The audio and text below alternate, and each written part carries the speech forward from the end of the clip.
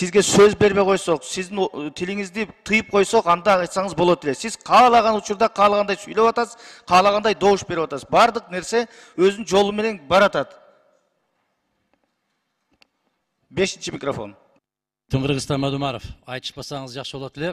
Мен регламентти сизден 10-15 жыл баштараак жаттаганмын.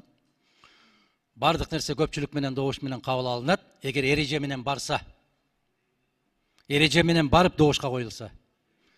Erejeni buzуп барып туруп келгиле ушуну добушка коелу десе, азыр деле көпчүлүк добуш аласыңар. Аны түшүнүп турам. Мен айтып атам, эрежени сактагыла, мыйзамды сактагыла, конституциянын талаптарын сактагыла. Биз мыйзам чыгаруу бийлигибиз. Эгерде мыйзамды биз тебелеп, көпчүлүк биз кете беребиз деп барган болсок, анда добушка коюла, жөн эле талкуусу жок, чечими жок. Добушка кое бергиле, дагы добуш менен алып кете бергиле. Мен бирок эскертип атам. Дагы бир жолу эскертем. Бул заманда өтөт. Кийинки заман келет.